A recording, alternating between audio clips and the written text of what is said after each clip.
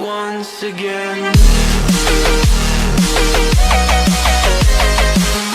Bom dia, galera, mais um aulão com o tio Dani, tá? Hoje o nosso assunto, o nosso foco principal vão ser as monarquias nacionais. Pessoal, antes de fazer um resuminho da aula passada, que já é tradição aqui no nosso vídeo, eu coloquei essa foto aqui, que ela é uma foto tá um pouquinho nebulosa, tá?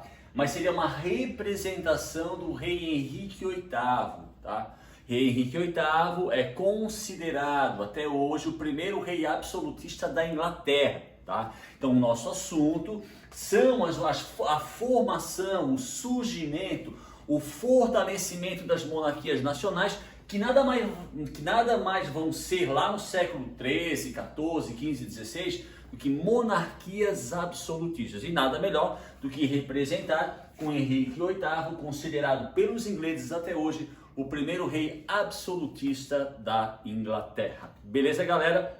Galerinha, fazendo uma pequena retrospectiva da nossa última videoaula relacionada principalmente ao tema renascimento comercial e urbano, aqueles aspectos, aquele período pós-cruzadas, aonde os europeus não conseguem reconquistar ou não conseguem ficar com a posse permanente de Jerusalém, que continua na mão dos muçulmanos, tá? Mas os europeus, os cristãos católicos da Europa Ocidental, da Europa feudal, eles passam a ter um controle maior das rotas comerciais no Mediterrâneo, tornando Gênova e Veneza grandes potências comerciais dentro da Europa, deflagrando, pessoal, o período chamado de renascimento comercial e urbano, aonde de forma gradativa a área urbana vai se tornar mais importante que a área rural. Surgimento ou o fortalecimento das cidades, na época chamada de burgos,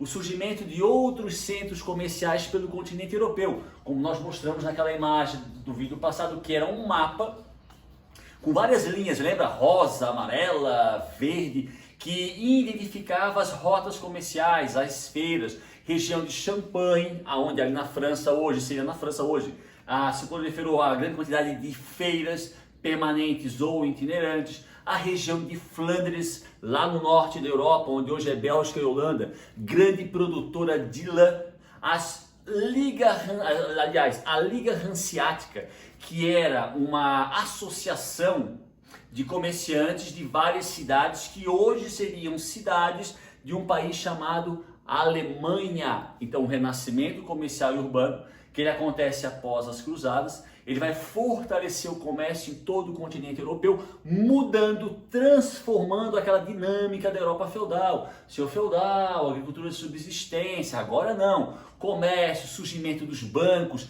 surgimento das corporações de ofício, que eram instituições, que eram uma aliança de comerciantes para proteger uma determinada atividade comercial de um burgo, ao não apoio da Igreja Católica ao comércio, principalmente através da usura, que considerava o lucro proveniente do juros um pecado, dando margem a que os judeus fossem um dos pioneiros no surgimento dos bancos ali na Idade Média, no feudalismo século 13, 14, 15, principalmente a partir da cidade de Veneza.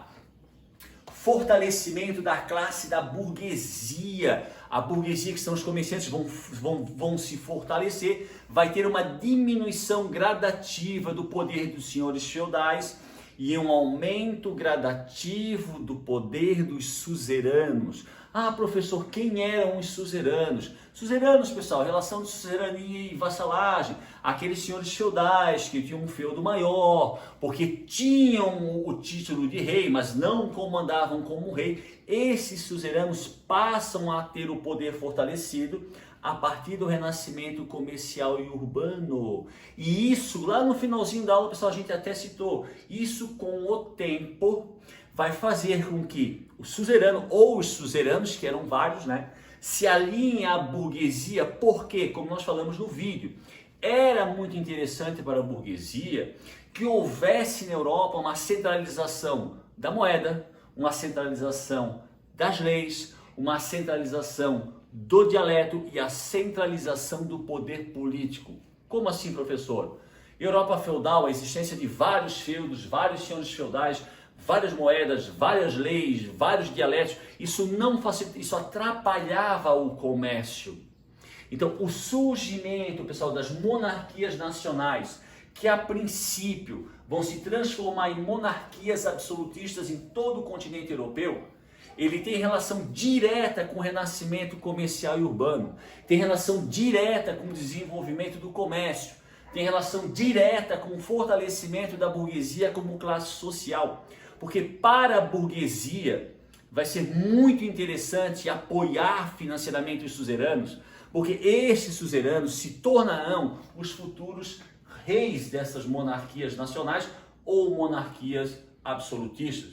Não é, pessoal, que o senhor feudal desapareça, eles não vão desaparecer, mas o poder político dos senhores feudais, com o renascimento comercial e urbano, com o fortalecimento da burguesia e o fortalecimento do poder dos suzeranos, o poder dos senhores feudais de forma gradativa, ele vai diminuindo, ao ponto, que é o nosso foco agora, que a gente vai estudar um período onde esses senhores feudais, por várias razões, mas as que eu já expliquei agora, burguesia e comércio, vão acabar se submetendo novamente ao comando de um rei.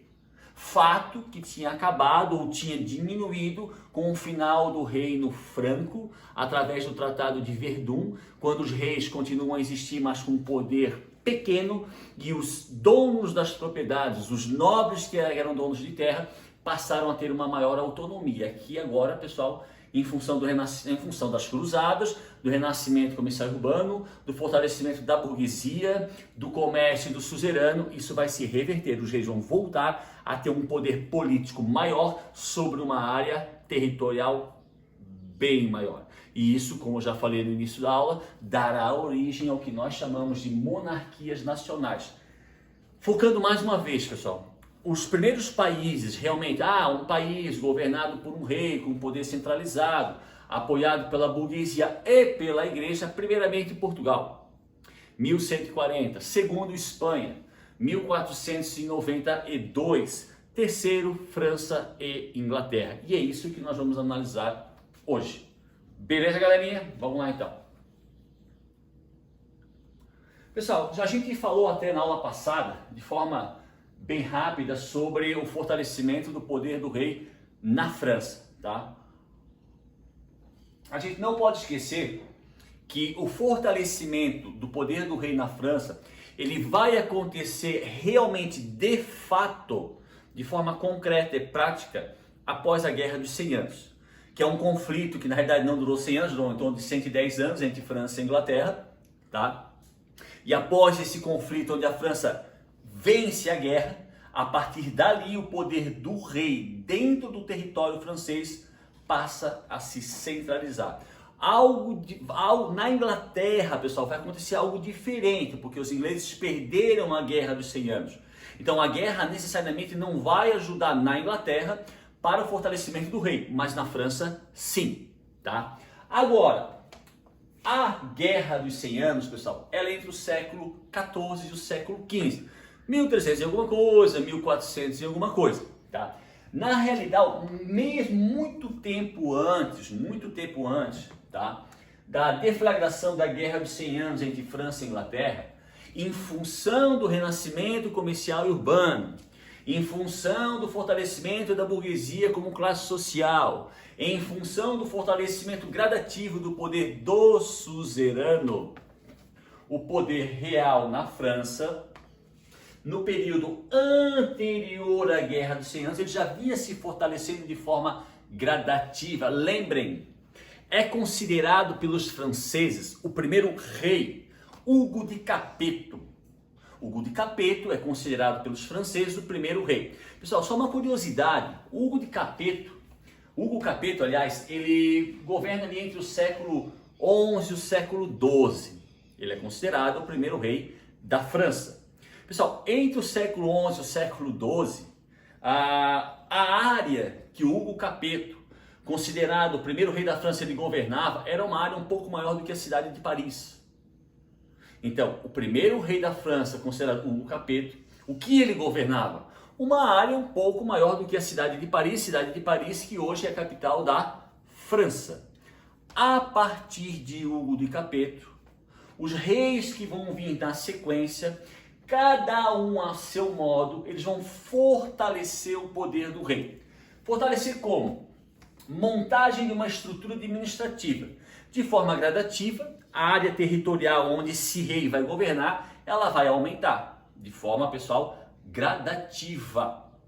Automaticamente que a área aumenta, o seu poder de influência aumenta, é necessário que esse rei monte, faça, realize, implemente uma nova estrutura social, porque é um território maior, uma área de influência maior, mais pessoas para governar. E os reis que virão na sequência, após o Capeto, vão ajudar para o fortalecimento e para o desenvolvimento dessa estrutura administrativa tributária. Nós falamos na aula passada, tá? A partir do momento que a área de influência do rei ela se amplia, os reis, vários reis, eles vão criando e vão fortalecendo e desenvolvendo uma nova carga tributária, obviamente, pessoal, com a intenção de aumentar a arrecadação.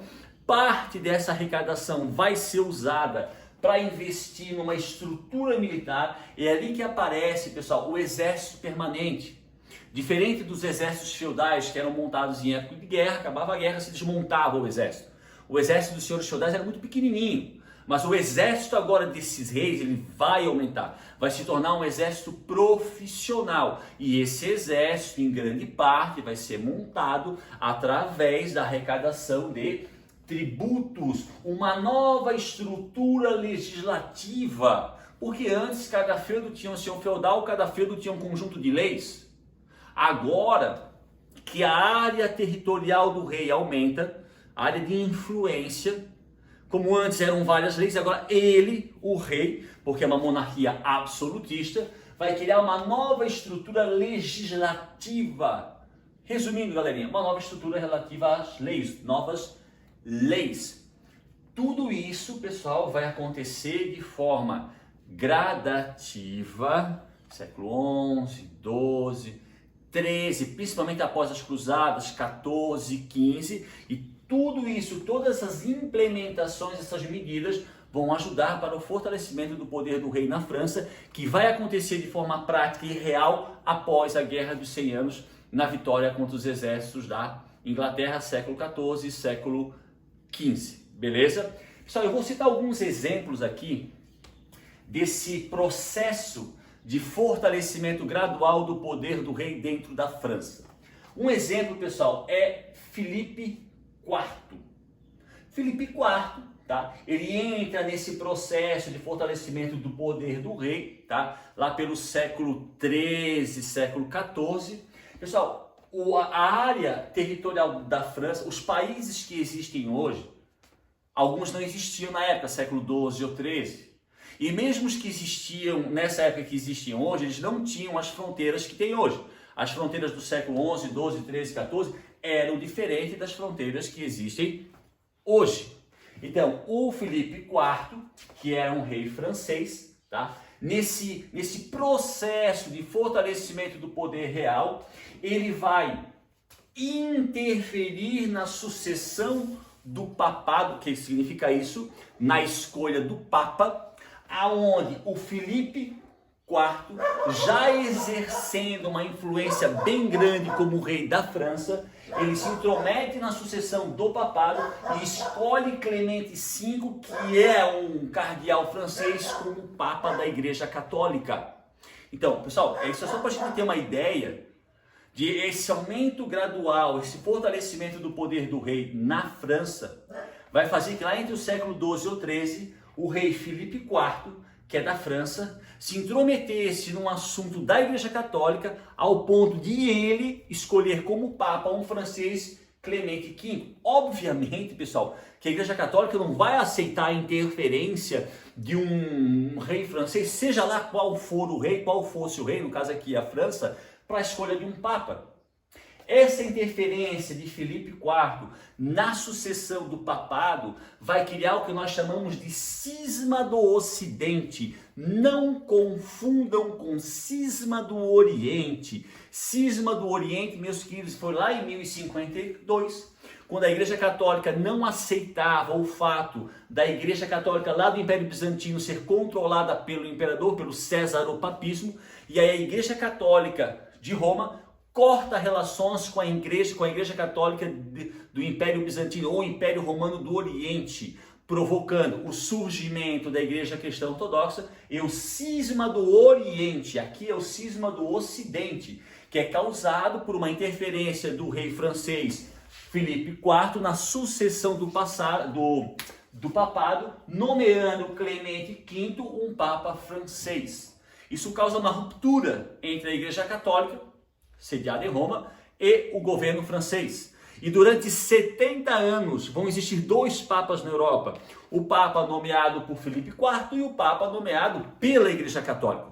Essa ruptura entre o Vaticano e o governo francês, nós chamamos na história de cisma do Oriente, que só vai ser resolvida ali 70 anos após um tratado, quando o Vaticano passa a ter o controle novamente da nomeação ou da escolha do Papa. Mas isso mostra o quanto poder os reis na França já tinham. Período anterior à Guerra de 100 Anos. Tá? Um outro detalhe, Filipe IV também, pessoal, além de reforçar a estrutura administrativa, a tributária, fortalecer o exército para ameaças externas e internas, tá? E além de implementar uma estrutura legislativa, ele vai criar, pessoal, o que nós chamamos de Estados Gerais. Vai chegar um momento, meus queridos, que nós vamos aprender sobre a Revolução Francesa. E lá na Revolução Francesa, do final do século XVIII, aqui nós estamos no século XII, XIII, XIV, lá no século XVIII, nós vamos voltar a falar sobre os Estados Gerais, tá? O Filipe IV, pessoal, ele vai criar os Estados Gerais, que seria uma assembleia. Por que o nome Estados Gerais? Porque a pirâmide social da França, ela tinha três camadas. O primeiro estado, que era representado pelo clero. O segundo estado, que era representado pela nobreza. E o terceiro estado era representado pelo restante da população, inclusive pela burguesia.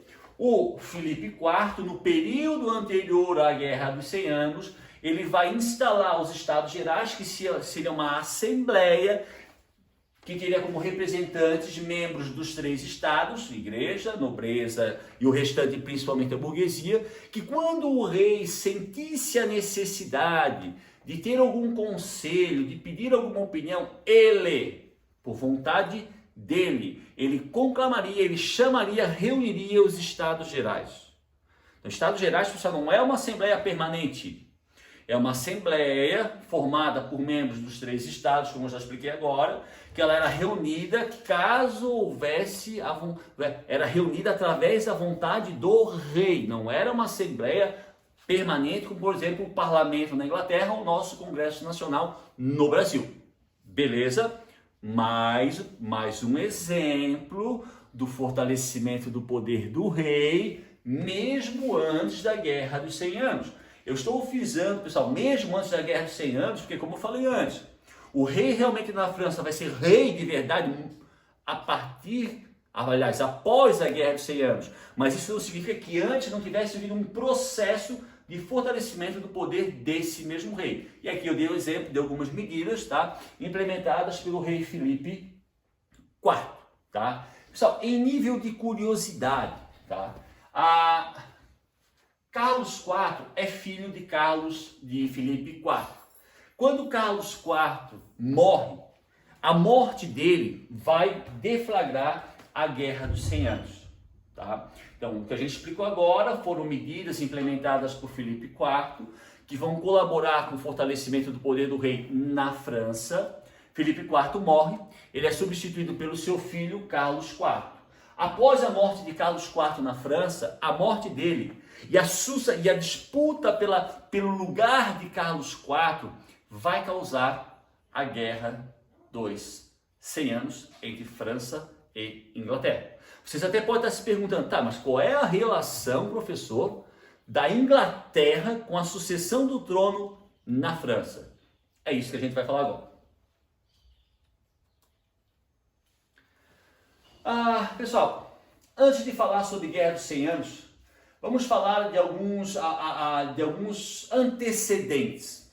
A Guerra dos 100 Anos está entre ali o século XIV e o século XV. Tá? Século XIV, pessoal, século XIV. Os conflitos entre França e Inglaterra não eram algo novo. Que a Guerra dos 100 Anos foi o primeiro conflito entre França e Inglaterra. Não. A França e Inglaterra, ou que nós poderíamos chamar de França e Inglaterra, que ainda não eram França e Inglaterra, eles já vinham tendo conflitos já desde o século X, século XI, o século XII. Então essa rivalidade, tá? Essa beligerância entre os dois estados já era antiga, já era bem antes da Guerra dos 100 Anos, os atritos entre franceses e ingleses. Tá? Outro detalhe, a gente falou na aula passada sobre a peste negra, aquela epidemia que veio através de bacilos de pulgas, de ratos que foram trazidos por navios de Gênova, que vinham da Ásia, que devido à falta de higiene, à estrutura precária das cidades, à falta de saneamento básico, desconhecimento da existência de bactérias, se proliferou pela Europa toda, matando quase 50% da população europeia. Essa pandemia, essa epidemia, aliás, que ocorreu na Europa, logo após, ela durou uns 5, 6 anos, ela vai provocar um movimento revolucionário camponês chamado de Jacquerie. Pessoal, Jacquerie, o próprio nome, Jacquerie. Jacquerie é uma denominação francesa. Então, após a guerra, após a peste negra, é deflagrado a princípio na França, mas esse movimento denominado Jacquerie se espalha por outras regiões da Europa, inclusive lá na Inglaterra, mas é um movimento na sua origem francês. Ele foi ocorrido porque quando a peste negra acaba, quase 50% da população europeia é dizimada. A maioria dela certos. Os senhores feudais, que perderam muitos e muitos servos, eles vão querer compensar as suas perdas na produção, na lavoura, fazendo com que os camponeses que não morreram, aliás, trabalhassem mais e pagassem mais tributos para compensar a mão de obra que morreu durante a peste. Os camponeses, então, que já tinham uma vida ruim, a vida piorou mais ainda e eles deflagraram a partir da França um movimento revolucionário, pessoal, extremamente violento. Se vocês tiverem a curiosidade, aí na internet, vou pesquisar sobre Jacquerie, sobre o movimento camponês. Pessoal, ele foi extremamente violento. Foi um movimento muito popular, formado por camponeses a princípios da França, depois de várias regiões da Europa, que focaram principalmente em cima dos senhores feudais. Assassinatos, estupros. Esses movimentos, fortalecimento do poder do rei, foram sufocados pelos suzeranos. Os senhores feudais menores, galera, eles não tinham condições militar, financeira, principalmente após a peste negra, de sufocar esses movimentos revolucionários. E esses pequenos senhores feudais foram pedir ajuda para quem? Para os suzeranos. Então, Jacquerie, que foi um movimento revolucionário camponês de origem francesa, mas que se espalha por toda a Europa, ele foi sufocado pelos suzeranos. Sim, pessoal, os suzeranos, esses mesmos que a gente falou no início da aula, que vão ser os reis das monarquias nacionais. Então, a peste negra, de uma forma ou de outra, o pós-peste negra, aliás, colabora também para o fortalecimento do poder do rei, principalmente na França, devido à Guerra dos 100 Anos. E tudo isso aqui, pessoal, aconteceu durante o século XIV. Guerra dos 100 Anos, século XIV, século XV.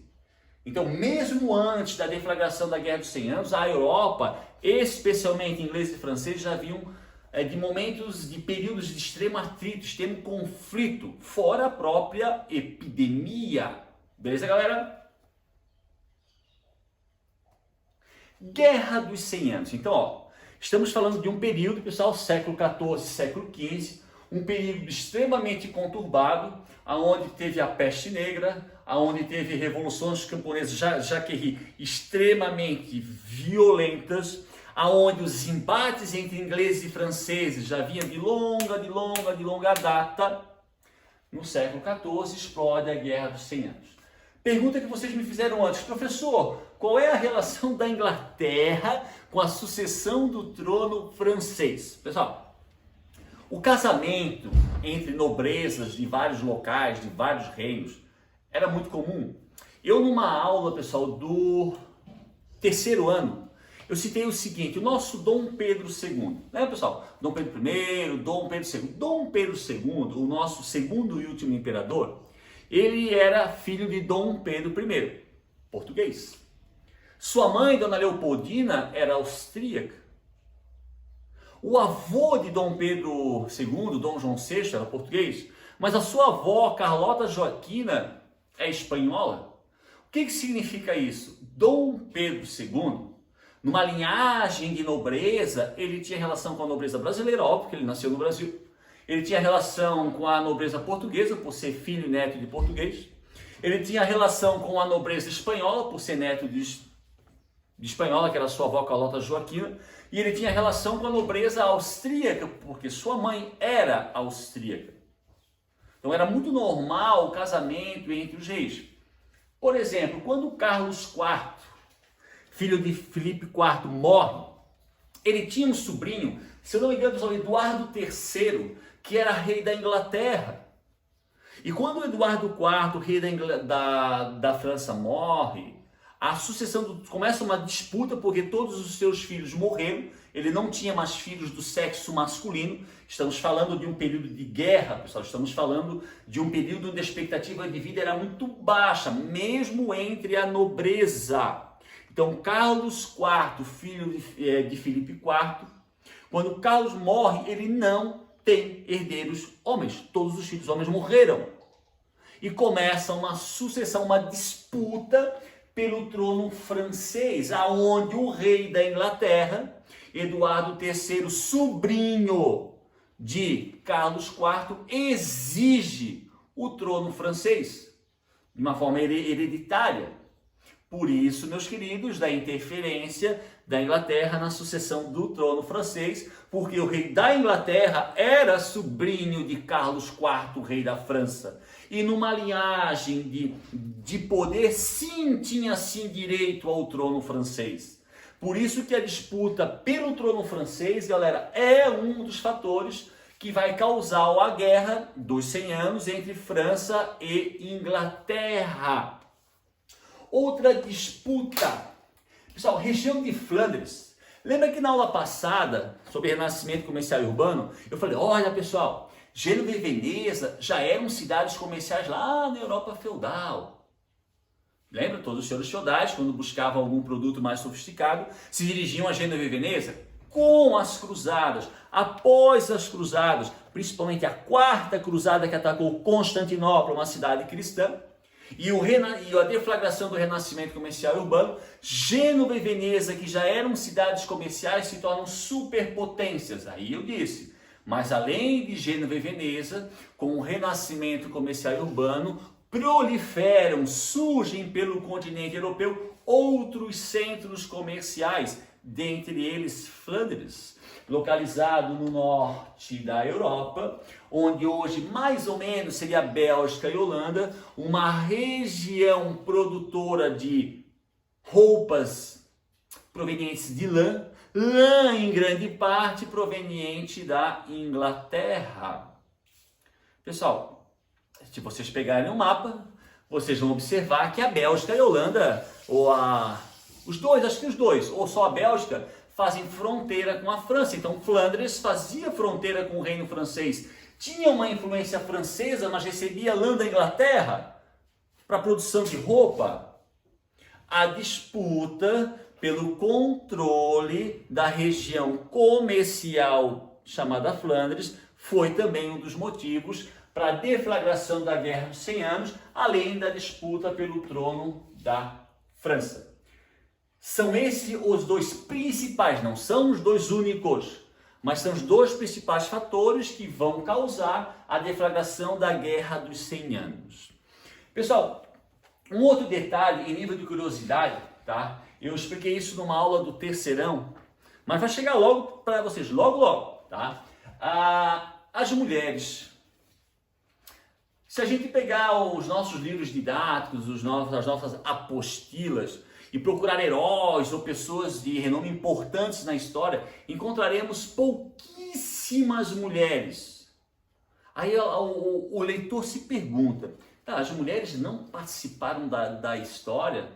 Sim, participaram e muito. Tá, professor, se elas participaram, por que a gente quase não encontra o nome dessas heroínas nos livros de história? É muito simples, meus queridos. Antigamente, vou contar de trás para frente, século XIX, século XVIII, século XVII, XVI, século XV, século XIV, XIII, as mulheres, ou a grande maioria delas, pessoal, não tinham acesso ao estudo. Estudar. Aprender a ler e escrever, aprender a fazer cálculo, ter um conhecimento, elas não tinham acesso. Quem tinha acesso a esse tipo de conhecimento eram os homens, então os homens é que escreviam a história. E quando os homens escreviam a história, ou eles não colocavam o nome das mulheres na história, ou quando colocavam a mulher num papel secundário, terciário, ou até modificavam a história. Obviamente não a favor das mulheres. Mas as mulheres sim participaram da história de forma ativa, só não foram colocadas nos livros de história porque os homens tinham o poder da leitura e da escrita. Pessoal, mas por que hoje elas aparecem com mais frequência? Porque ali no início do século XX, as mulheres de forma gradativa passaram a ter acesso ao conhecimento e educação e, consequentemente, passaram a escrever a sua própria história. Apesar do controle masculino na elaboração da história, temos nos livros de história Joana d'Arc. Pessoal, quando se fala em Guerra dos 100 Anos, Inglaterra e França, mas a primeira imagem que vem para alguém que já ouviu falar, que conhece um pouco de Guerra dos 100 Anos, é Joana d'Arc. Pessoal, Joana d'Arc, eu vou chamar de uma menina de 17 anos, ela dizia falar com Deus. Pensa, pessoal. Numa época onde a sociedade é extremamente patriarcal, ela, uma mulher de apenas 17 anos, diz falar com Deus. E pessoal, isso não é mito, isso não é lenda, isso é fato. Realmente, a Joana d'Arc, ela é considerada, até por historiadores homens, lá do século XVIII, XVII, XIX, a principal responsável da vitória da França na Guerra dos 100 Anos. Mesmo para os historiadores da Antiguidade, pessoal, Joana d'Arc já era, como é ainda, considerada a principal responsável da França na vitória da Guerra dos 100 Anos, porque ela, por dizer falar com Deus, os soldados, na sua maciça maioria homens, acreditaram nela e sob a sua liderança eles ganharam da Inglaterra. Mas o fato mais seria como que se não fosse trágico, que após a guerra, os franceses da época, influenciados pela Igreja Católica, porque a França era extremamente católica, entregaram Joana d'Arc aos ingleses, e os ingleses a queimaram na fogueira. Esse foi o fim da heroína francesa. Mas hoje, pessoal, na França, a Joana d'Arc, ela tem uma importância na história francesa assim, fenomenal. Mas, infelizmente, na época, ela foi entregue pelo governo francês, influenciado pela Igreja Católica, nas mãos dos ingleses. Os ingleses a queimaram na fogueira como herege. Beleza?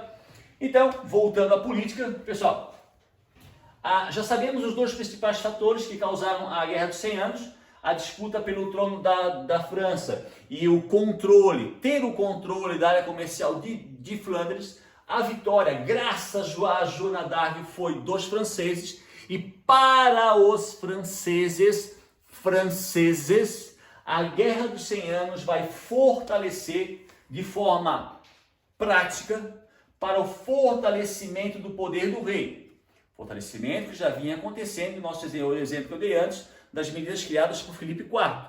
Mas é após a vitória na Guerra dos 100 Anos que realmente o rei da França se torna rei da França, de forma real e de forma prática. Com relação à Inglaterra, pessoal, a Inglaterra ela é a derrotada na Guerra dos 100 Anos.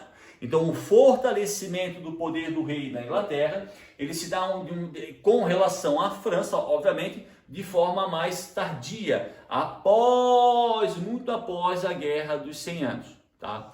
Mas assim, ó, bem rapidinho, pessoal, sobre a Inglaterra. Para os ingleses, o primeiro rei inglês seria Guilherme I em 1066, um rei, pessoal, se eu não me engano, de origem normanda. Normanda é meio viking. Tem relação com os povos vikings, que não eram povo, eram vários povos vikings, tá? Mas o que é importante, pessoal, a gente aprender sobre a Inglaterra é o seguinte: hoje, nós estamos no dia 1º de junho de 2020. Aí se eu perguntasse para vocês, pessoal, hoje, dia 1º de junho de 2020, qual é o sistema de governo na Inglaterra? Ah, professor, o sistema de governo na Inglaterra é uma monarquia parlamentarista. Ah, pessoal, então como é que funciona uma monarquia parlamentarista? Há um rei ou uma rainha, no caso hoje, Elizabeth II. O seu poder, pessoal, não é tão simbólico como as pessoas pensam, mas quem na prática comanda o país, cria as leis, implementa as leis é o parlamento, que é escolhido pelo povo através de uma eleição direta, como acontece aqui no Brasil, só que diferente do Brasil, o voto na Inglaterra não é obrigatório. O voto obrigatório, normalmente, pessoal, é uma característica bem marcante das sociedades desenvolvidas. Então, foi uma observação, tá? Agora, então, na Inglaterra, pessoal, o parlamento, diferente do nosso, infelizmente, pessoal, aqui no Brasil, não vou generalizar, né, mas o parlamento, aos olhos do povo, não é uma instituição tão bem vista assim. Não é uma instituição que, infelizmente, traga tanto orgulho a nós brasileiros. Ela deve existir com certeza. A maior característica de uma democracia é o parlamento, porque os deputados, deputadas, senadores e senadoras são eleitos para representar a vontade do povo, para criar as leis que serão implementadas pelo Poder Executivo e que serão vigiadas pelo Poder Judiciário. Mas, infelizmente, por várias razões, devido a essa nossa corrupção, que ela é endêmica, ela vem de séculos e séculos e séculos, o nosso parlamento, na sua maioria, não nos traz tanto orgulho assim, diferente da Inglaterra. O parlamento na Inglaterra, pessoal, ele é considerado um símbolo inglês. Mas quando surgiu o parlamento? Porque o senhor disse para nós que lá na França do Filipe IV, o Filipe IV criou os Estados Gerais, que era tipo um conselho formado por setores do primeiro estado, segundo estado, mas que só eram convocados caso o rei quisesse. Isso na França. Na Inglaterra, não. Na Inglaterra, pessoal, para os ingleses, inclusive, um dos acontecimentos mais importantes é o que eles chamam de o surgimento da Magna Carta, ou como queiram chamar, Carta Magna. Pessoal, em 1215, lembrando que eu falei antes, os conflitos entre franceses e ingleses, eles eram bem anteriores à deflagração da Guerra dos 100 Anos, bem anteriores. Tanto que em 1215, quem governava a Inglaterra era o rei chamado Rei João Sem Terra. E a Inglaterra tinha sofrido uma derrota contra as forças militares francesas. E o rei João Sem Terra foi mexer na carga tributária, aumentar os tributos. Uma parte da nobreza, juntamente com uma parte da ascendente burguesia inglesa, eles vão elaborar um documento chamado Magna Carta ou a Carta Magna, que submete, esse documento vai dar origem a um conselho. O documento dizia o quê? Toda vez que o rei fosse criar alguma lei relativa a tributos, ao aumento ou ao surgimento de novos impostos, o rei deveria pedir o conselho dessa assembleia. Para os ingleses, pessoal, a Magna Carta ou a Carta Magna, criada em 1215 durante o governo de João Sem Terra, deu origem ao parlamento. Porque esse conselho, essa assembleia, que é citada dentro desse documento, posteriormente vai se chamar parlamento. Então, como o parlamento na Inglaterra hoje é um exemplo dentro do território inglês, tipo 2015 foi comemorado mesmo, 800 anos da elaboração da Magna Carta ou da Carta Magna. Por que houve uma comemoração? Essa carta está dentro de um museu, só existem 4 páginas, a original. Porque na Inglaterra o parlamento é considerado uma instituição respeitada, não vou dizer por 100% da população, por uma grande maioria. E o parlamento, que hoje é um símbolo da Inglaterra, ele foi criado através da Magna Carta em 1215, no período anterior à Guerra de 100 Anos. E esse parlamento, pessoal, diferente da França, ele não era reunido só sobre a convocação, não, ele era permanente. Ele passou a existir, se tornou permanente, como existe até os dias de hoje. Diferente da França, onde a Assembleia dos Estados Gerais só era convocada através da vontade do rei. O parlamento, que surgiu na Magna Carta, ele era uma instituição permanente. Beleza? Pessoal, um outro detalhe. Tá, professor, o senhor falou para nós que após a Guerra de 100 Anos há um fortalecimento real do poder do reino na França. Sim. E na Inglaterra, professor? Pessoal, quando a Inglaterra ela perde a Guerra dos 100 Anos, tá? Logo após a Guerra dos 100 Anos, dentro do território inglês, explode uma guerra civil chamada Guerra das Duas Rosas. Por que duas rosas? Foram guerras entre duas famílias, a Lancaster e a York. Essas duas famílias usavam, uma tinha como símbolo do brasão uma rosa branca, a outra tinha como um símbolo do seu brasão uma rosa vermelha. E quando há a deflagração da guerra entre essas duas famílias, Guerra das Duas Rosas. Essa guerra, pessoal, que é uma guerra civil, que ela vai ser deflagrada na Inglaterra logo após a Guerra dos 100 Anos, ela vai dizimar dentro do território inglês cerca de 7 famílias da alta nobreza. Pessoal, família não é só pai, mãe e filho. Quando eu falo exterminar, pai, mãe, filho, sobrinho, primo de primeiro grau, segundo, terceiro, quarto, quinto, vô, neto, tio. 7 famílias foram exterminadas durante a Guerra Civil das Duas Rosas, que explode na Inglaterra após a Guerra dos 100 Anos. Para evitar o colapso e extinção da alta nobreza inglesa, foi feito um acordo onde o tal de Henrique VII, acho que, se não me engano, Lancaster, casa com Beatriz York. O casamento sela a paz entre as duas famílias. Desse casamento surge um fruto, um filho, Henrique VIII, que foi com a foto de uma pintura, de uma representação de Henrique VIII, que nós começamos essa aula. Então, após a Guerra das Duas Rosas, após a extinção de 7 famílias da alta nobreza, há um casamento entre uma York e um Lancaster. Desse casamento nasce Henrique VIII, que é considerado até hoje pelos ingleses o primeiro rei absolutista da Inglaterra. Então, o fortalecimento do rei, o surgimento de uma monarquia absolutista dentro da Inglaterra, ela é um pouco posterior ao fortalecimento e surgimento de uma monarquia absolutista na França. Mas lembrando, meus queridos, dentro de um contexto europeu, o primeiro país a surgir é Portugal, o segundo é a Espanha, depois vem França e Inglaterra. Beleza? Tudo se deve ao renascimento comercial e urbano. Península Ibérica. Pessoal, Península Ibérica, como nós já falamos anteriormente, né, seria essa parte da Europa, aonde hoje está localizado Espanha, Portugal e Andorra, mas vamos trabalhar com Portugal e Espanha, tá?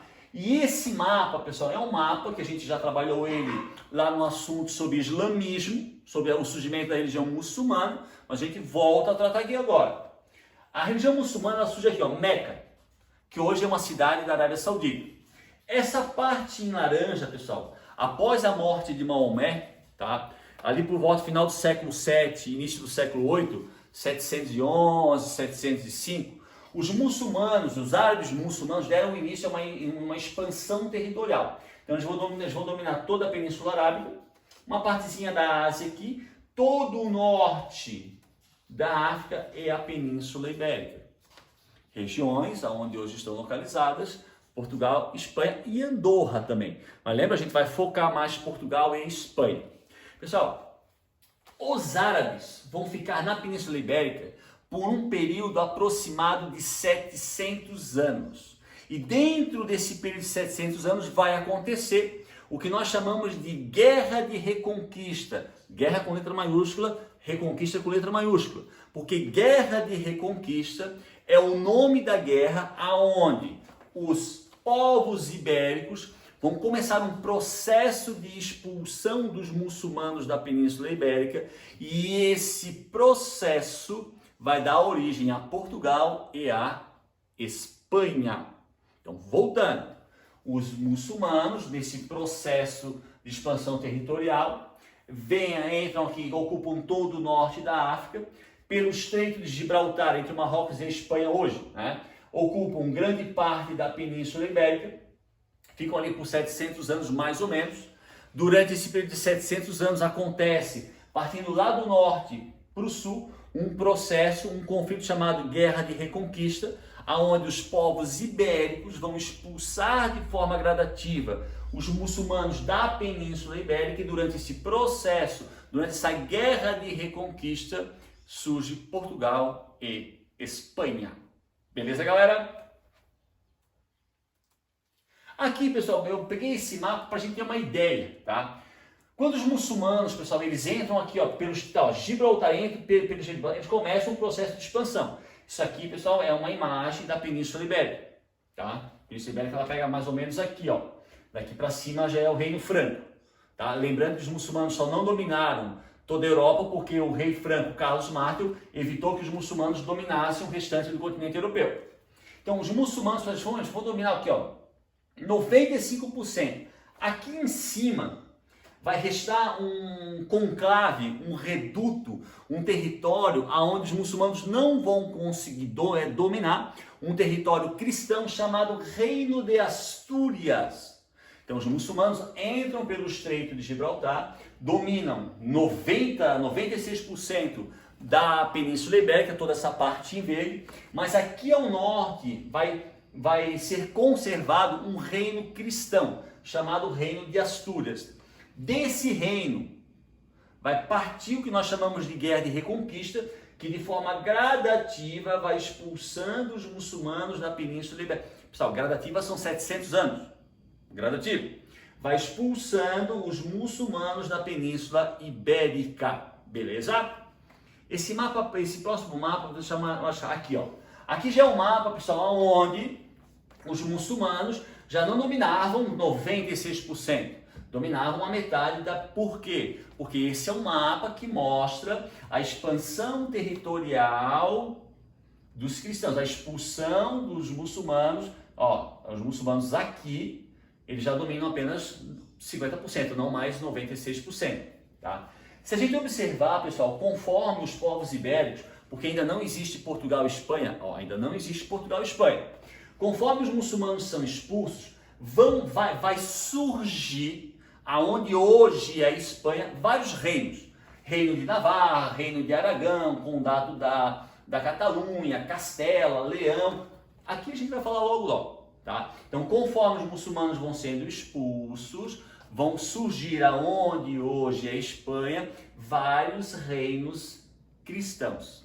Um detalhe bem importante, pessoal, nessa guerra de reconquista, nessa luta para expulsar os muçulmanos da Península Ibérica, vários nobres do continente europeu vieram até a Península Ibérica para auxiliar os ibéricos da expulsão. Tipo, o pessoal foi tipo uma cruzada.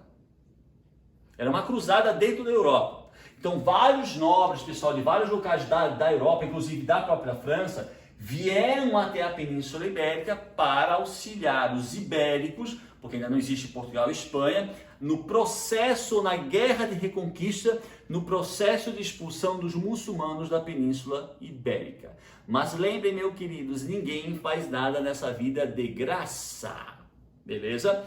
Um outro detalhe, conforme os muçulmanos são expulsos, Leão e Castela serão os dois maiores reinos formados aonde hoje é o território da Espanha. Então, durante aquele processo gradativo de expulsão dos muçulmanos da Península Ibérica, vão se formar vários reinos, mas o maior e principal serão os reinos de Leão e Castela. Gravem esse nome. Surgimento de Portugal. Pessoal, por que a gente vai falar do surgimento de Portugal? Como eu já falei anteriormente, o primeiro país a surgir na Europa, com poder centralizado na mão do rei, apoiado pela burguesia, é Portugal. E posteriormente a Espanha. Pessoal, como eu expliquei agora, Essa guerra de reconquista, que é a guerra de expulsão dos muçulmanos da Península Ibérica, ela foi auxiliada por vários nobres de vários locais da Europa, inclusive da França. Ali pelo século XI, tá?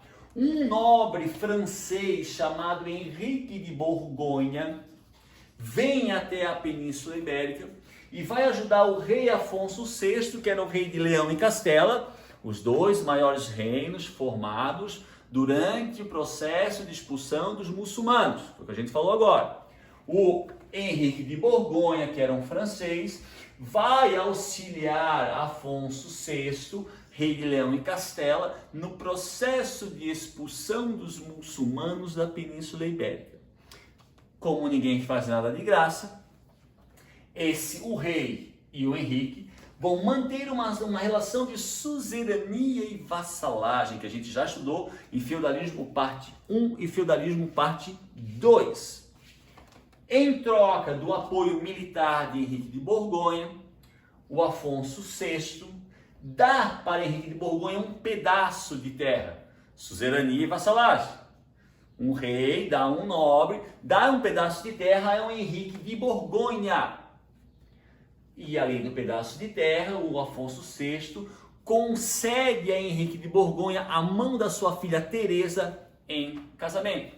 Então esse nobre francês Henrique de Borgonha vem até a Península Ibérica, presta auxílio a Afonso VI, rei de Leão e Castela, no processo de expulsão dos muçulmanos e recebe em troca um pedaço de terra e a mão da filha de Afonso VI, Dona Teresa. Esse pedaço de terra que Afonso vai receber se chama Condado Portugalense, que seria esse aqui, pessoal, que a gente viu esse pedaço de terra.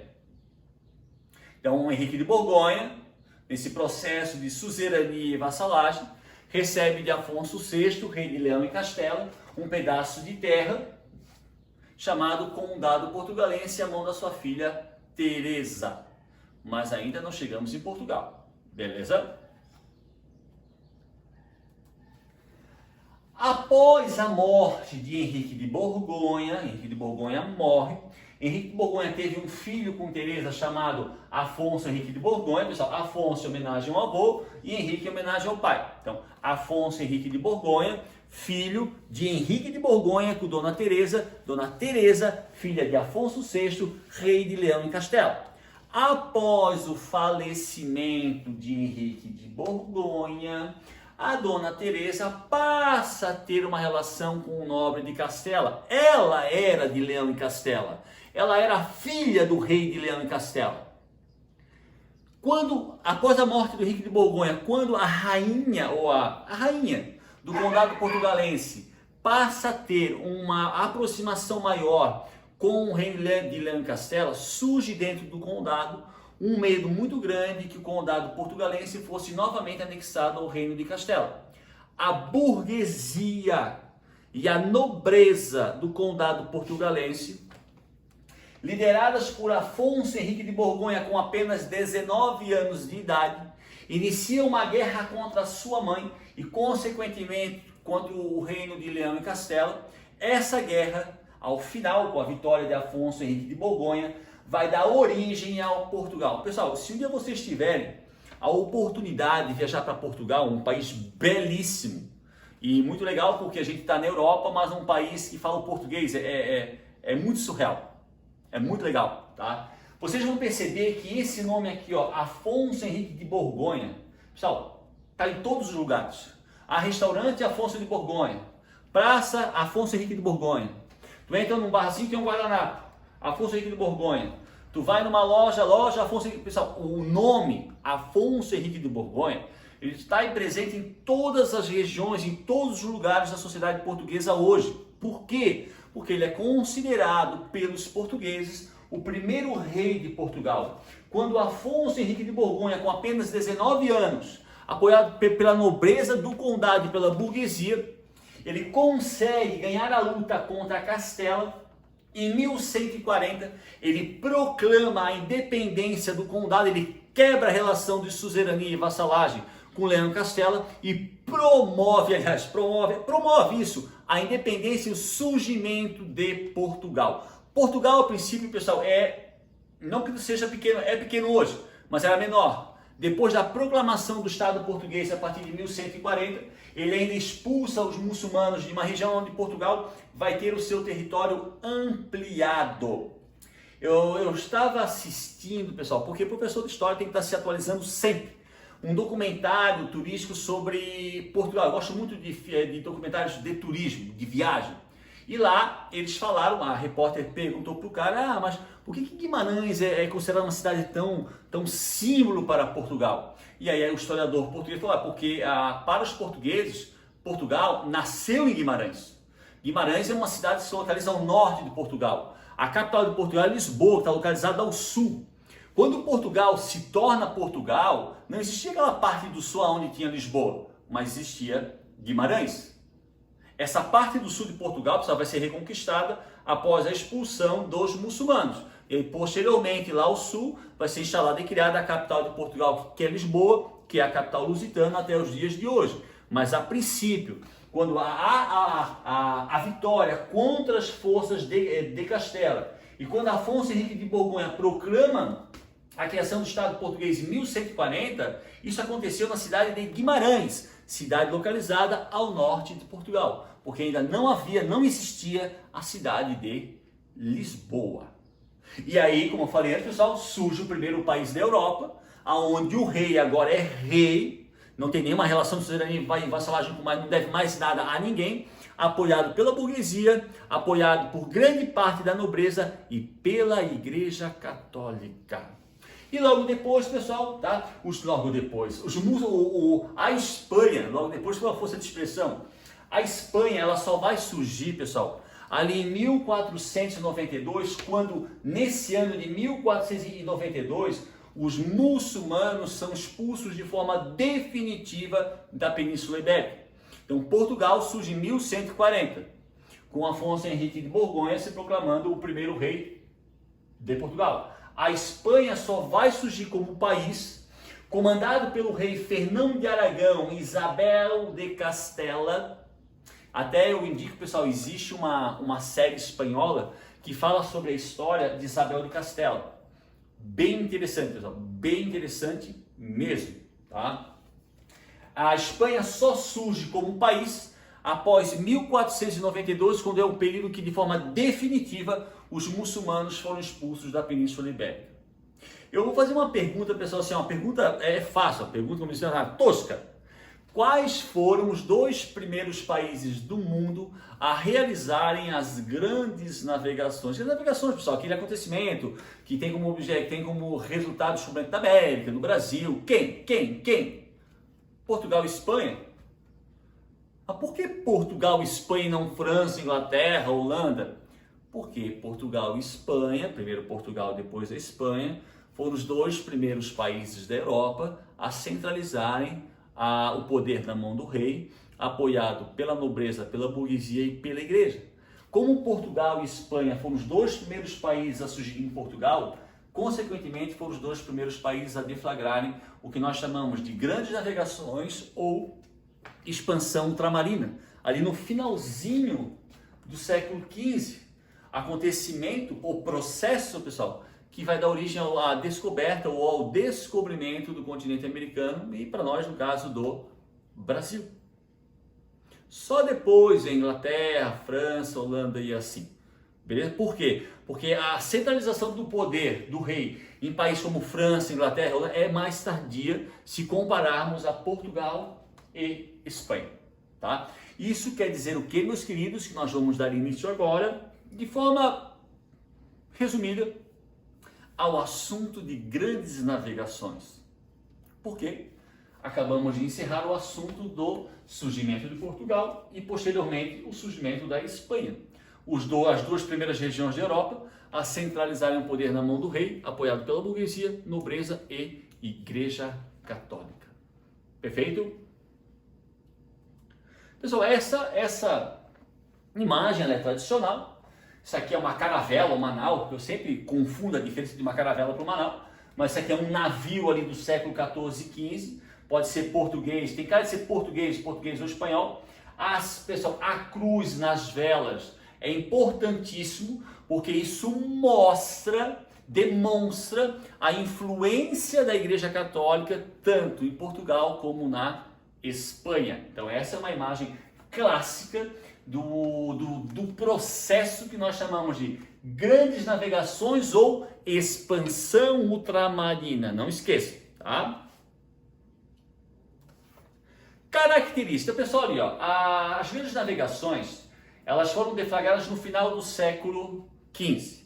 Tanto se eu perguntar, pessoal, dia, mês e ano, que é comemorado o descobrimento da América.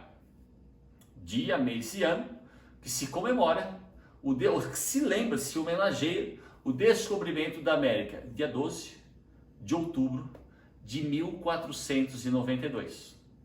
Então, o processo que nós chamamos de grandes navegações, ele vai realmente se fortalecer. Ele começa no século XV, mas o seu auge ali é no final do século XV. Ele começa no início do século XV, mas o auge dele com o descobrimento da América é o final do século XV. O que estava acontecendo no mundo ou na Europa, né, durante o século XV? Primeiro, ali o final da Guerra dos 100 Anos. Pessoal, um detalhe bem interessante, a Guerra dos 100 Anos, tá? Ela traz um período de muita instabilidade na Europa. Então, internamente, dentro da Europa, as rotas comerciais por terra, elas foram muito abaladas pela Guerra dos 100 Anos. Então, durante a Guerra dos 100 Anos, os comerciantes da Europa, eles deixaram de usar as rotas terrestres, que se tornaram muito perigosas devido à guerra, e passaram a usar mais as rotas comerciais que ligavam ali o sul da Europa ao norte da Europa. Vou até mostrar uma imagem, pessoal, para ficar um pouquinho mais claro. Vamos ver se eu pego uma imagem legal aqui. Aqui, ó. Então, pessoal, aqui é a imagem dos mundos, mas só para explicar. Aqui acontecia a Guerra dos 100 Anos. Então, para os comerciantes da Europa, Gênova, Veneza, Flandres, qualquer comerciante, era muito inseguro, muito perigoso ficar trafegando, usando as vias terrestres aqui por causa da própria guerra. Tá? E durante ali, o século XIV, o século XV, para ter maior segurança nas relações comerciais, os europeus passaram a utilizar essas rotas comerciais do sul da Europa até o norte, aqui, ó, com mais frequência, porque poderia ser até mais custoso, mas era menos arriscado do que usar as rotas terrestres devido à Guerra dos 100 Anos. E para atravessar o Estreito de Gibraltar, que é aqui a pontinha do Marrocos com a Espanha, esses navios que iam e esses navios que voltavam, eles utilizavam regiões portuárias de Portugal. Então, mesmo antes, pessoal, da deflagração das grandes navegações no século XV, tá? Ali onde hoje é o litoral de Portugal, já se usava com muita frequência os portos das cidades portuguesas, seja da cidade do Porto, nome Porto, ou da cidade de Lisboa. Então, mesmo antes das grandes navegações, os portugueses já tinham uma grande experiência em navegação. Experiência que vai ser aprimorada e desenvolvida durante as guerras dos 100 anos, porque muitos comerciantes vão deixar de percorrer as rotas terrestres e vão usar as rotas marítimas para chegar até o norte da Europa, ou do norte da Europa até o sul da Europa, utilizando áreas portuárias do território português. Um outro detalhe bem interessante, durante aqueles 700 anos, pessoal, que os muçulmanos dominaram a Península Ibérica, assim, ó, muitas pessoas têm uma ideia muito errônea, pessoal, dos muçulmanos. Muito errônea. Radicais, pessoal. Radicais existem em qualquer grupo. Não interessa se é religioso, se é político, se é de time de futebol. Radicais existem em qualquer grupo, infelizmente. Os muçulmanos, pessoal, na época, quando eles invadiam uma região, dominavam uma região, eles não obrigavam os povos daquela região dominada a aderirem ao islamismo. Eles cobravam impostos desses povos que não queriam ser islâmicos e só exigiam que esses povos respeitassem a religião islâmica. Então, eles não impunham a religião islâmica. Então, na Península Ibérica, pessoal, durante séculos, eles ocuparam essa região por 700 anos. Tanto que a religião católica não morreu nessa região. Porque os muçulmanos eles não impunham a sua religião aos ibéricos. Ah, tu não quer ser muçulmano, eu vou te cobrar um imposto, mas eles não impunham. Então a religião católica não morreu. Um outro detalhe que nós falamos lá no vídeo sobre islamismo. Durante o século XIV, XV, XIII, XII, que é o período de domínio dos muçulmanos na Península Ibérica, a região, pessoal, da Península Arábica era muito mais desenvolvida do que a Europa feudal. E quando os muçulmanos chegaram na Europa, eles trouxeram muita tecnologia. Exemplo, a bússola. A bússola é uma invenção chinesa, mas trazida para a Europa pelos muçulmanos. Aline, o número 1, 2, 3, 4, 5, 6, 7, 8, 9. Como é que se chama esses números? Números romanos? Não. Romanos é X e 1, 2, 3, 9. Números, nós chamamos de arábicos, mas é número indo-arábicos. Por quê? O número 1, 2, 3, 4, 5, 6, 7, 8, 9 e os zeros surgiram na Índia, Aline, na Índia. E da Índia foram levados ao Oriente Médio. E quem é que trouxe esses números para a Europa? Os árabes. Os árabes trouxeram até para a Europa o sabonete, o hábito de usar sabonete. Então, eu sei que toda invasão, pessoal, ela não é positiva. Mas no caso dos 700 anos de domínio muçulmano na Península Ibérica, para os ibéricos isso foi bom, principalmente no que concerne às navegações. Os árabes também trouxeram técnicas de fazer mapas, cartografia, bússola, astrolábio. Então, para a Península Ibérica, a presença muçulmana foi boa.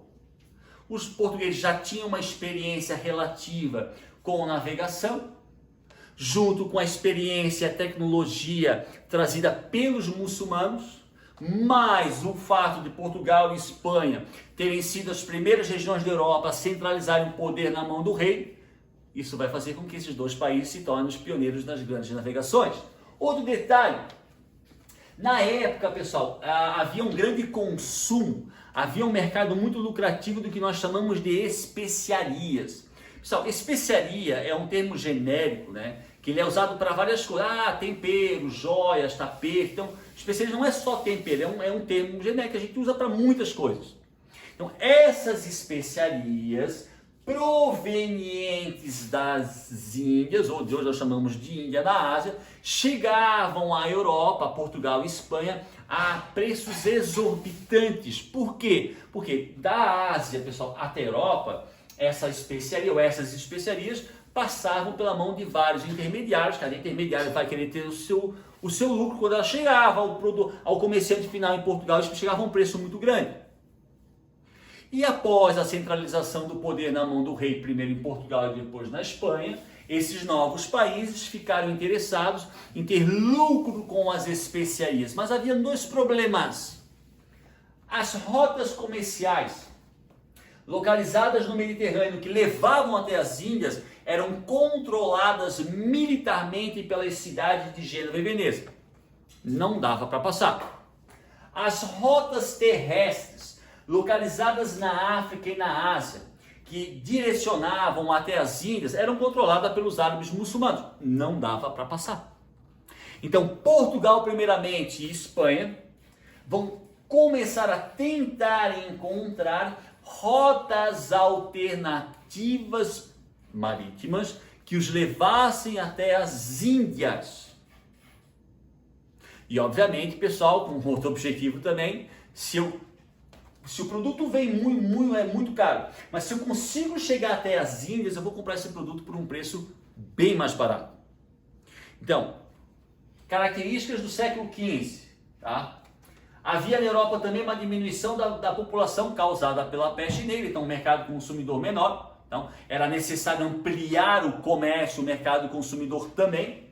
Houve uma diminuição na extração de metais, as moedas eram feitas de ouro, prata e bronze, e houve na Europa uma diminuição drástica na produção, na extração de metais. Era necessário encontrar novas áreas para exploração de metais.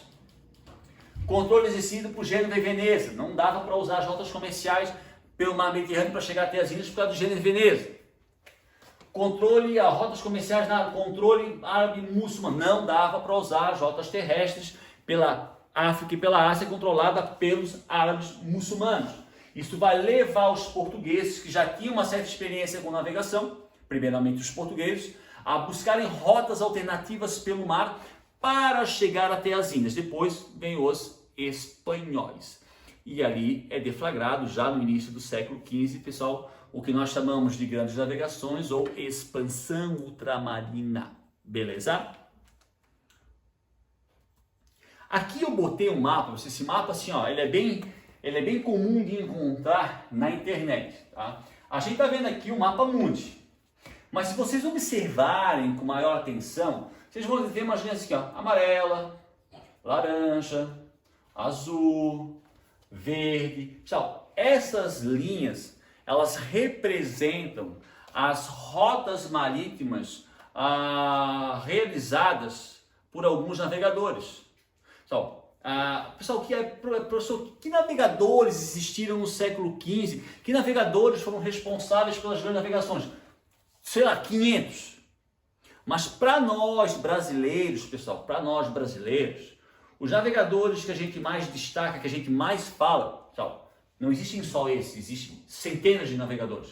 Mas os mais falados, os mais enfatizados nas nossas apostilas, nos nossos livros de história, nossos que eu digo Brasil, Fernão de Magalhães, Pedro Álvares Cabral, Cristóvão Colombo, Américo Vespúcio, Vasco da Gama e Bartolomeu Dias. Esse, nos nossos livros de história, nas nossas apostilas, são os navegadores que mais aparecem. Fernão de Magalhães, pessoal, responsável pela descoberta do Estreito de Magalhães. Pessoal, o que é Estreito de Magalhães?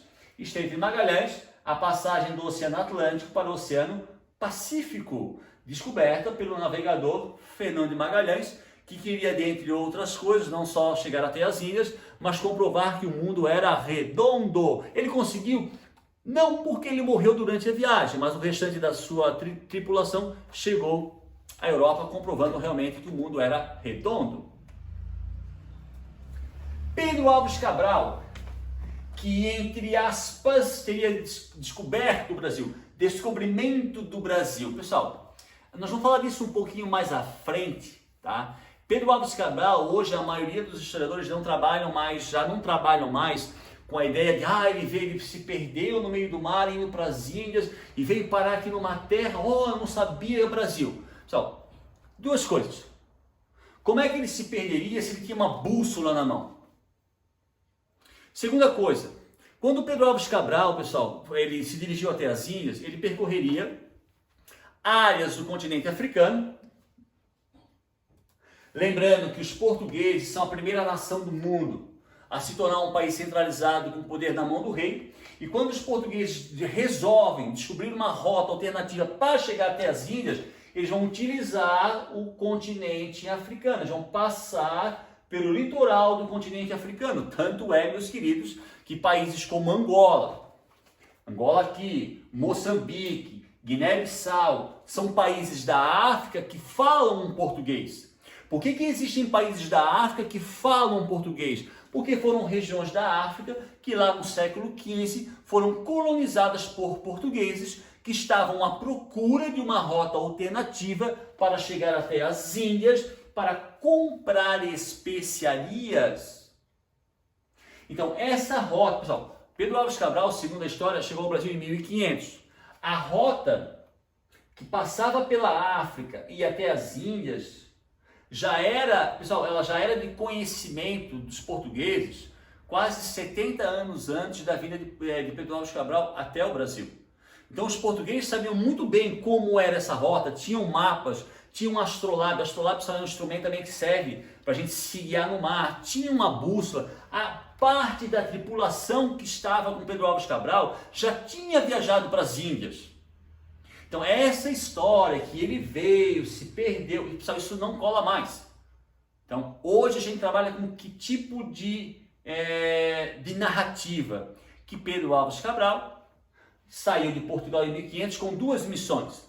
Uma, chegar até as Índias para comprar especiarias, mas antes de vir às Índias, diria que era uma segunda missão, de forma proposital, sair da rota original, vir até o oeste, tomar posse de uma terra já conhecida, que posteriormente vai chamar Brasil, depois voltar para a rota original e ir até as Índias. Tá aqui amarelinho, ó.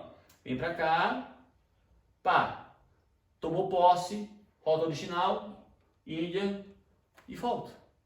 Então hoje nós não trabalhamos, ou a maioria dos historiadores não trabalham, mas com a ideia de um descobrimento por acaso, sim, intencional. Pedro Álvares Cabral veio para cá para tomar posse de uma terra que posteriormente vai se chamar Brasil, devido à abundância de pau-brasil. Mas isso, meus queridos, é uma outra história. Cristóvão Colombo, navegador nascido na cidade de Gênova, mas que trabalhou para o governo espanhol, teria, entre aspas, sido responsável pelo descobrimento da América. Entre aspas, por quê, pessoal? Porque existem indícios de que os vikings estiveram aqui antes.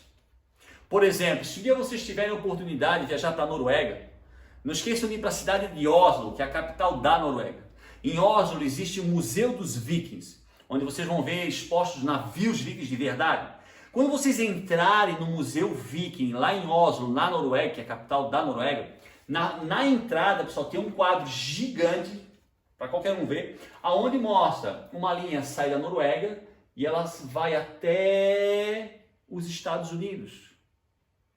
Ali eles estão mostrando a trajetória que os vikings fizeram para chegar ao litoral dos Estados Unidos. Então hoje a gente sabe, através de dados históricos, através de restos de navios vikings encontrados na costa americana, que os vikings realmente estiveram na América antes de Cristóvão Colombo. Ah, pessoal, mas por que não colonizaram? Pessoal, aí as teorias são várias. Umas porque não tiveram interesse, outras porque foram expulsos pelos índios, mas o fato é, os vikings realmente estiveram na costa americana antes de Cristóvão Colombo. Mas, de forma oficial, Cristóvão Colombo é considerado o descobridor da América. Ah, professor, então por que se chama América? Por que não se chama Colômbia? Território da Colômbia. Porque quando Cristóvão Colombo chegou ao continente americano, ele cometeu o equívoco de achar que tinha chegado às Índias. Tanto que ele vai chamar de forma pejorativa os nativos desse novo continente de índios. Ele morre achando que aqui é as Índias. Quem vai desfazer o equívoco de Colombo é o navegador Américo Vespúcio, que ficou responsável em fazer um mapa do litoral americano. Ele descobriu, não, aqui não é as Índias, aqui é um outro local. Em homenagem a ele, a terra descoberta por Colombo foi chamada de América. Outro navegador, Vasco da Gama. Vasco da Gama, pessoal, é o primeiro navegador português a chegar até as Índias. Pelo menos isso é o que está nos documentos. Teria sido o primeiro navegador português a chegar até as Índias. Bartolomeu Dias. Bartolomeu Dias, meus queridos, foi responsável pelo descobrimento do que nós chamaríamos posteriormente de Cabo das Tormentas ou Cabo da Boa Esperança. O Bartolomeu Dias descobre a passagem entre o Oceano Atlântico e o Índico. Esse aqui, ó. Aqui, Estreito de Magalhães, Fernando de Magalhães. Atlântico, Pacífico. Entre o Atlântico e o Índico, quem descobriu essa rota aqui, ó? Bartolomeu Dias. E posteriormente, aí, Vasco da Gama dá continuidade à viagem e é o primeiro português a chegar ao território das Índias. Então, esses navegadores, meus queridos, são os mais famosos para nós, brasileiros. Livros de história, nossas apostilas, provavelmente no Uruguai, na Venezuela, terão esses e outros navegadores. Mas para nós, esses são os navegadores mais falados, mais narrados, mais enfatizados, mais discutidos dentro dos livros de história.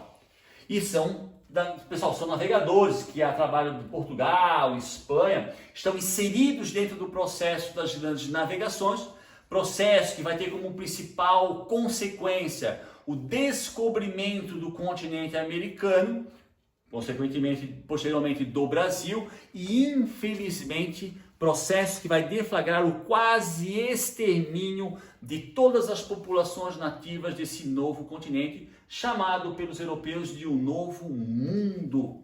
E para nós encerrarmos a nossa aula, Portugal primeiramente e depois Espanha são os dois primeiros países a surgirem na Europa com poder centralizado na mão do rei. São os dois primeiros países a realizarem as grandes navegações, também chamadas de expansão ultramarina.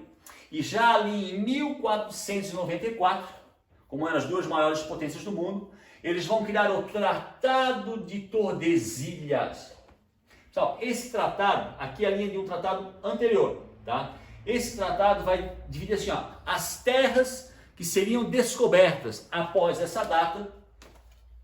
Tem uma linha, tem essa linha passa pelo Cabo Verde, seguindo Cabo Verde, 370 léguas, então ficariam duas linhas, a linha de Cabo Verde e essa linha vermelha. Pessoal, esquece a verde, tá? A verde é de um tratado anterior. Então segue essa linha aqui, ó, pontilhado, seguia as 370 léguas, se faria uma outra linha.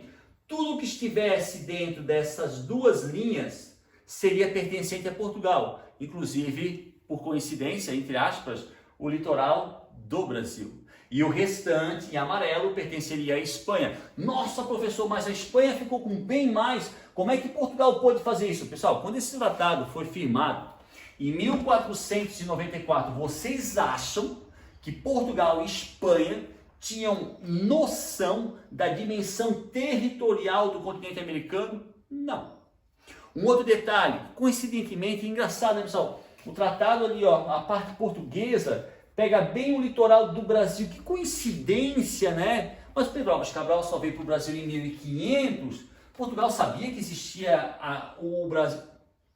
Pessoal, o Tratado de Tordesilhas é uma das provas usadas pelos historiadores que defendem a intencionalidade do descobrimento do Brasil. Por quê?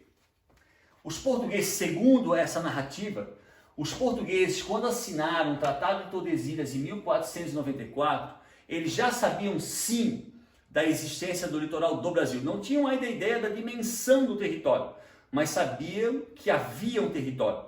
Tanto que 6 anos depois, eles enviam Pedro Álvares Cabral para tomar posse desse território.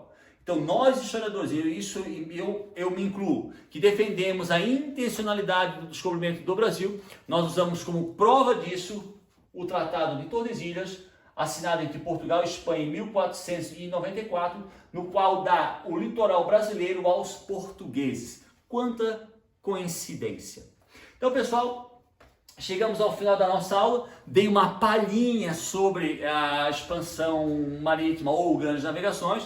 Esse assunto, pessoal, terá uma continuidade na próxima videoaula. Perfeito? Pessoal, espero que vocês tenham gostado da aula. Caso tenham dúvidas, entrem em contato com o professor, perguntem, não tenham vergonha, tá? E no caso do YouTube, pessoal, não se esqueçam de inscrever, não se esqueçam de curtir, tá? E acompanhem. Continuem a ter uma rotina de estudo, anotem, assistam às videoaulas, tirem dúvidas não só de história, mas de todas as disciplinas. Como eu disse em vídeos anteriores, conhecimento não ocupa espaço, o conhecimento liberta. Quanto mais conhecimento vocês têm, quanto mais conhecimento vocês acumularem, vocês terão menos chances de serem influenciados por outras pessoas. Influenciadas, pessoal, no sentido negativo, é claro. Que positivo, tudo é bem-vindo. Beleza? Obrigadão, rapaziada. Um abração do tio Dani. Tchau, ó. Cuide-se, tá? Falou, tchau, tchau.